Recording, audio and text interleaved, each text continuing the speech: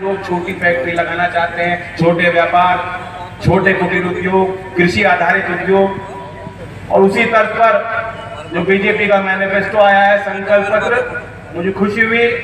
उसमें उन्होंने साफ लिखा है कि जो मुद्रा योजना में जो लोन है, क्योंकि बिना पूंजी निवेश के कोई अपना काम स्थापित नहीं कर सकता। बड़े पूंजीपति उद्योगपतियों के लिए सारे लाल कालीन बिछ जाते हैं, सारे काम हो जाते हैं। तो संकल्प पत्र में लिखा है कि 20 लाख तक मुद्रा लोन, और मुद्रा लोन लेना बहुत सरल है। जिस तरह से बड़े बड़े पूंजीपतियों को लोन मिलता है, उसी तर्ज पर बिना किसी शर्त के छोटे उद्यमों के लिए 20 लाख तक की सीमा बढ़ाने का संकल्प बीजेपी ने देश के आगे रखा। स्वागत करता हूँ। साथ साथ किसानों के लिए एमएसपी को बढ़ाने का संकल्प, किसान सम्मान निधि के तहत सीधा आपको लाभ पहुंचाने का संकल्प, ये तमाम विषय आपके सामने जग जाए। बाकी लोकदल है, लोकदल का चुनाव चिन्ह आपका है, इसका आपको ख्याल रखना है। हम अपनी लड़ाई लड़ेंगे आपके लिए, आपके बीच रहेंगे, और आपको देखना है कि हमारा मुकाबला किनसे है, क्या चॉइस है वोटर के पास, क्या विकल्प है। एक तरफ तो ये शानदार मंच जिसपे सभी जातियों का, सभी धर्म को मानने वाले लोगों का एक विसर्जन है और मिल, और दूसरी तरफ इंडिया जो विपक्ष है, एक उनमें नेता है ऑलमोस्ट पीएम, दूसरे नेता है ऑलवेज सीएम। वो है विपक्ष में, लेकिन आज भी उनका जो व्यवहार है और गुरूर सा दिखता है, ऐसा लगता है कि मुख्यमंत्री है। वो आए, उन्होंने कहा जयंत, जब तक मेरे साथ थे तुम्हारा मोल था 1 रुपया। तो मेरी बातों का कितना वजन है ये तो बिजनौर के लोग तय करेंगे। धन्यवाद अखिलेश जी, इतना बड़ी कीमत आपने मुझे दे दी कि मेरा मोल आपने 1 रुपया बता दिया। आज मैं समझ रहा हूं, मैंने भी आपके लिए एक पंक्ति लिख दी कि पीढ़ी दर पीढ़ी हमारा साथ नहीं महसूस हुआ था इतना सस्ता।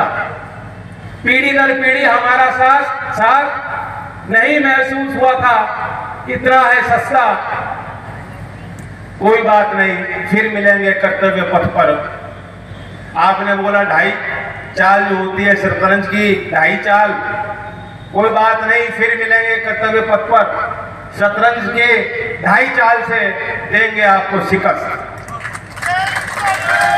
ये 2.5 चाल ना दाएं जाएगी, ना बाएं जाएगी, ना पीछे जाएगी, ये सीधा आगे जाएगी।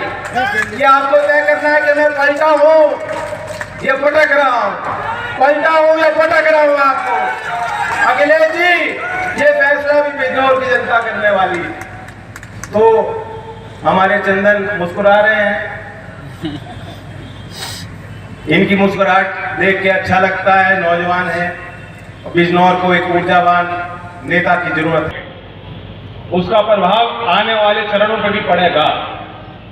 वो इसलिए है कि जो आने वाले चरण हैं वहां लोग मतदाता हैं, उनसे आपके संबंध हैं, नाते हैं। और उत्तर प्रदेश का वोटर बेहद पॉलिटिकल, वे राजनीतिक सोच रखते हैं। लोग देश के लिए हानि लाभ को विचार में रख के अपने क्षेत्र की आवाज को बुलंद करने के लिए यूपी के लोग अच्छा मतदान करेंगे, और पहले चरण की सूचना भी आज से लेंगे। तो एक लिहाज से देश की नजर अब बिजनौर के आपके फैसले पे टिकी है। तो कोई कमी मत छोड़िएगा। अगले चरण के जो मतदान जहां होने हैं वहां के लोग आपसे संपर्क भी करेंगे, भाई बिजनौर में क्या हुआ। तो 19 तारीख में ऐसा वोट आपको देना है कि 2 टूक आप उनको कह दो कि बिजनौर ने तय कर दिया कि अब की बार, मैं जानता हूं मौसम ऐसा है, किसान की फसल पकी खड़ी है खेतों, और उसी समय चुनाव भी है। और जब बारिश हर समय, हर बार सीजन में जब फसल होती है पकी हुई, तब बारिश होती है। वही अनुमान लगा के जब मौसम बदल रहा है, किसान भागेंगे खेतों में। जी। तो अपने किसान भाइयों से विशेष तौर पर मैं आग्रह करना है कि 19 तारीख में आपका कोई नुकसान नहीं होगा फसल का, चिंता मत करिएगा। मतदान पहले कीजिएगा, घर वालों की मतदान को, परिवार के, गांव के, अपने समाज के मतदान को ज्यादा से ज्यादा कराने के लिए आप सबको प्रेरित कीजिए। बाकी यहाँ बिजनौर में कई दौरे लगा चुका हूँ। अभी पीछे कुछ दिन पहले 3 गांव में मैंने सभाएं की। बहुत होशियार और समझदार लोग हैं बिजनौर, और हमने आपने लंबा रास्ता नापा है, यहाँ तक पहुंचने के लिए भी लंबा रास्ता नापा। आप जानते हो कि लोकदल की हमेशा कोशिश रही कि समाज के हर वर्ग को हम साथ लेके चलें, वही आगे रहेगा। भाईचारा जिंदाबाद का नारा जो हम लेके चले, उसी नारे को और बुलंदी की तरफ, ताकि विकास से कोई अछूता न रहे। चरण सिंह जी के निधन के 4 दशक बाद लगभग चौधरी चरण सिंह जी को भारत रत्न दिया, तो वो नरेंद्र मोदी जी ने आपके विश्वास पर और आपके सम्मान में दिया है। तो जो सरकार आपके सम्मान के लिए इतना चिंता करती है, इतना कुछ कर सकती है, देश के 53 लोग, महान नायक नेता, 53 भारत रत्न विजेता, उन 53 की उस संख्या में, श्रृंखला में चौधरी चरण सिंह जी धरती पुत्र का नाम भी अब हमेशा हमेशा के लिए दर्ज हो चुका है। और मैं जानता हूं जितनी खुशी मुझे होगी, उससे ज्यादा, कई गुना ज्यादा खुशी आपको है, बुद्धिजीवियों को है, देश के उन लोगों को है जो जानते हैं कि चौधरी साहब का देश के निर्माण में और कमेरे और गरीब और वंचित वर्ग के लिए कितना बड़ा योगदान है। उन्हीं की नीतियों को आगे लेके हमें बढ़ाना है, जो आज सरकार करना चाहती है। कल मैनिफेस्टो जारी हुआ, जो समर्पण उन्होंने पेश किया देश के सामने कि हमारी क्या मुद्दे हैं, अगर आप उसका अवलोकन करेंगे और अध्ययन करेंगे, बहुत चीजें ऐसी हैं, बहुत विषय ऐसे हैं जो मेल है और साफ दिखाई देता है। क्योंकि चौधरी चरण सिंह जी कुटीर उद्योग की वकालत करते थे, उसी कुटीर उद्योग, छोटे उद्योग को आगे बढ़ाने के लिए आज भारत सरकार की नीयत और नीति बिल्कुल साफ है और दिखाई देती। 2023-24 में एमएसएमई मंत्रालय का बजट 22,138 करोड़ तक पहुंच गया, और ये बजट 10 साल पहले तक कुछ 2200 करोड़ था, 3300 करोड़ था, माफ कीजिए, यानी 9 गुना उस बजट को बढ़ाया है।